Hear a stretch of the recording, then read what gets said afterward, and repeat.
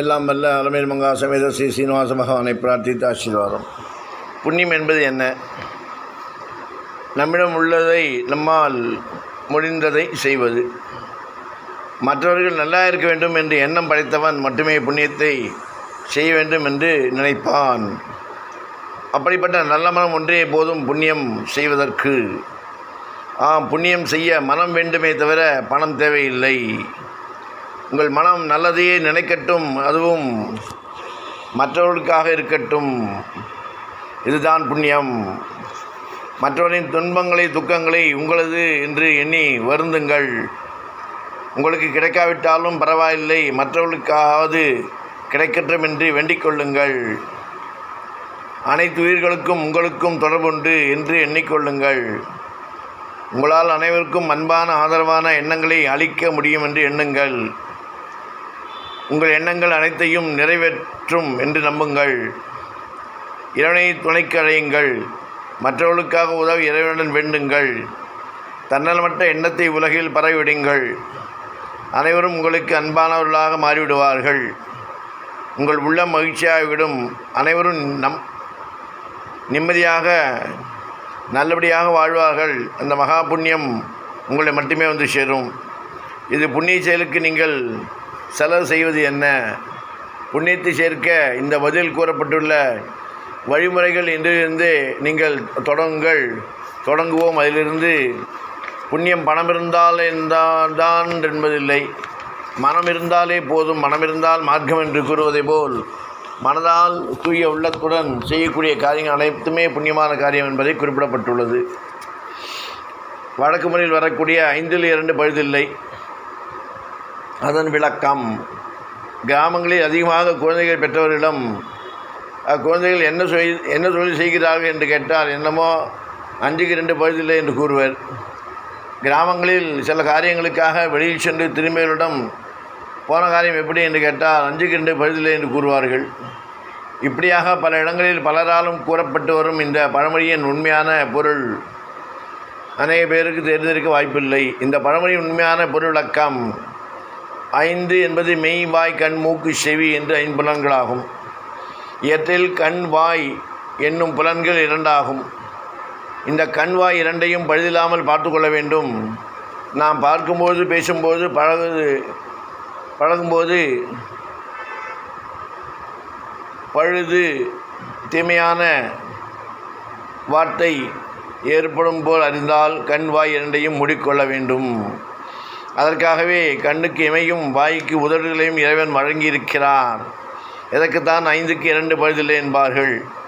இந்த பழமொழிக்குரிய ஆன்மீக விளக்கம் பார்ப்போம். பஞ்சாட்சரத்தில் உள்ள உயிராக கருதப்படும் 2 எழுத்துக்கள் சிவ என்ற மந்திரத்தை சொல்ல நாம் அடிக்கடி சொல்லலாம். சிவ என்பது மாகா காரண பஞ்சாட்சரம். சி என்பது மறு.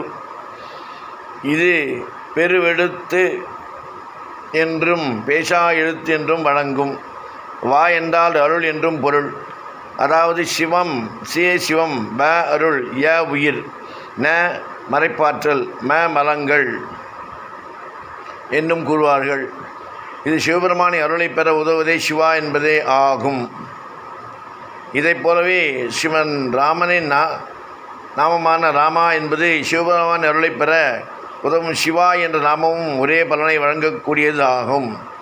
ஓம் நமோ நாராயண் என்பதில் ரா என்ற அட்சரத்தையும் பஞ்சாட்சரமான நமசிவாய என்பதில் உள்ள ம என்ற எழுத்தையும் சேர்த்து ராமா என்ற நாமம் உருவானது என்பர். நன்மையின் செல்வம் நாடும் நன்குமே என்பதைப் போல் திண்மையும் பாவம் சிதைந்து தேயுமே, ஜென்மமும் மரணமும் இன்றி தீர்மே இன்மையே ராமா என்று 2 எழுத்தினால் என்கிறார் கம்பர் ராமாயணத்தில். பாலிலிருந்து தயிரிலிருந்து மோர், மோரிலிருந்து வெண்ணெய், வெண்ணெயிலிருந்து நெய் ஆகிறது. இதுபோல் பால், தயிர், வெண்ணெய் 3ம் மறைந்து மோர், நெய் 2 தான் மிஞ்சுகின்றன. அதுபோலவே பஞ்சாட்சரமாகிய 5 எழுத்தை கூற முடியாவிட்டால் சிவா என்று 2 எழுத்தையாவது அல்லது ராமா என்ற 2 எழுத்தையாவது கூறி அவன் அருளை பெற முயற்சிக்கலாம் அல்லவா? 1 எழுத்து மந்திரம் ஓம், 2 எழுத்து மந்திரம் ராமா, 3 எழுத்து மந்திரம் முருகா, 4 எழுத்து மந்திரம் விநாயகா, 5 எழுத்து மந்திரம் சிவாய நமக, 6 எழுத்து மந்திரம் சரவண பவ, 8 எழுத்து மந்திரம் ஓம் நமோ நாராயணா. இவற்றில் 5 எழுத்து மந்திரமான சிவய நம என்று சொல்லிவிட்டால் 2 எழுத்து மந்திரமான சிவசிவ அல்லது ராமராம என்று உச்சரித்ததாலே உடனடியாக பலன் கிடைக்கும் என்பதுதான். 5க்கு 2 பழுதில்லை என்பது நமது முன்னோர்கள் ஆன்மீக விளக்கமாக சொல்லி வைத்துள்ளனர். இது சொல்கிறது யாருக்கும் தெரியாது. இவா சொன்னா அவள் சொன்னா அப்படி சொல்லின்னு போவார் தவிர அதை காரண காரியம் புரிஞ்சிக்க மாட்டான். அது புரிய வைத்துள்ளது. சகஸ்ரநாமத்தை சாயங்கால வேளையில் சொல்ல வேண்டும். சகஸ்ரநாமத்தை கூட சாயங்காலம் வேளையிலே சொல்ல வேண்டும் என்று ஆச்சாரம். பிராத காலத்திலும் சொல்லலாம், மத்தியானத்திலும் சொல்லலாம். ஆனால் சாயங்காலம்தான் விசேஷம். ஏனென்றால் சாயங்காலம் வேளை நாம் மனிதனை கெடுக்கக்கூடிய வேளை. சந்தியா காலத்தை நாம் ரொம்ப ஜாக்கிரதையாக உபயோகப்படுத்த வேண்டும். கொஞ்சம் கோணல் வழியில் திருப்பி விட்டோமேயானால் அது பாதாளத்தில் கொண்டு போய் தள்ளிவிடும். அப்படி போகாமல் இருக்க, வேறு இடத்தில் மனதை வைக்காமல் இருக்க சகஸ்ரநாமத்தை சாயங்காலத்தில் வேளையில் சொல்வது நல்லது. அப்போது ஒரு அரை மணி நேரம் உட்கார்ந்திருக்க வேண்டும் இல்லையா? ஆகையினால் அந்த நேரம் மனம் வேறான வழிக்கு போகாது.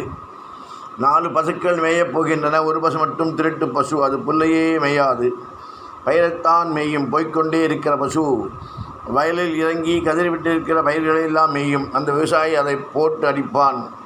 அந்த உதையப்பட்டு கொண்டு மறுபடியும் வரும். அது அந்த பசுவை உடையவனுக்கு ரொம்ப வருத்தம். இப்படி நித்தியம் அடிவொலிகிறது, என்ன பண்ணுவது என்று பார்த்தான். அதன் கழுத்தில் ஒரு கயிற்றை கட்டி அதில் ஒரு கட்டையை கட்டி தொங்கவிட்டான். பெரிய மரக்கட்டை. கட்டையை கட்டிவிட்டவுடனே அந்த பசு வேகமாக போனபோதெல்லாம் இந்த முட்டிக்கும் அந்த முட்டிக்கும் இடித்தது. ஒரேடியாக வலி. அதிலிருந்து அந்த பசு பயிரை மேயாமல் மற்ற பசுக்களோடு இருந்தது. சாயங்காலம் என்கின்ற பொழுது நம்மை வேறான பாதையில் இழுத்து செல்லாமல் இருக்க சகஸ்ரநாமம் என்று சொல்லக்கூடிய தடி கட்டப்படுகிறது. அது இல்லாவிட்டால் நாம் வேறு விஷயத்தில் ஈடுபடப் போவோம் இல்லையா?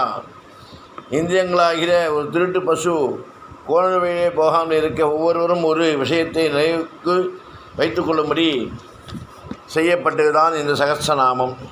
இந்த மாதிரியான பகவான் நாமாவை சொல்லி சாயங்கால வேளையிலே நம் மனது பல திசைகளில் செதறி ஓடாமல் ஒருமுகப்படுத்தி அவன் திருவடியிலேயே செலுத்தி விட்டோமேயானால் அந்த சாயங்கால வேளையை நாம் ஜெயித்து விடலாம். எல்லா காலத்தையும் ஜெயித்துவிடமானால் தான் சாயங்காலத்தில் தனியாக உட்கார்ந்து சகஸ்ரநாமத்தை சொல் என்றது. இல்லையானால் பல மகான்களை வைத்து கொண்டு பாராயணம் பண்ணு என்றது.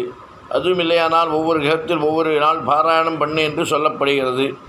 பல இடங்களில் பல நகரங்கள் இப்படி நடக்கிறது. ஆகையினால் சகஸ்ரநாமம் சகல க்ஷேமத்தையும் உண்டு பண்ணக்கூடியது, புத்தியில் ஊட்டுவது, மரணப்படுக்கையிலே இருப்பவரை பிராண வியோகத்தில் நின்று மீட்கக்கூடியது. அப்படியே பலருக்கும் பிராண வியோகம் விதிக்கப்பட்டிருந்ததனால் அதை கேட்டுக்கொண்டே உயிர் நீப்பவர் பரமபதத்தை அடைய செய்யக்கூடியது. ஆகையினால் எம்பெருமான் திருநாமத்தை ஒவ்வொன்றும் நம்மை உயர்த்தி வாழ்க்கையை நமக்கு அழகாக அமைதியாக வாழ முடிகிறது என்பதை கூறுகிறதே இதன் பெருமை. உணர்வோம், உணர்ந்து நடப்போம், உய்வோம், ஜீவன் முக்தர்கள் ஆவோம் என்று கூறிக்கொண்டு லக்ஷ்மி நாராயணனை தாளினை பணிந்த ஆசீர்வாதம். ராமானுஜன் திவ்ய திருவடிகளே சரணம்.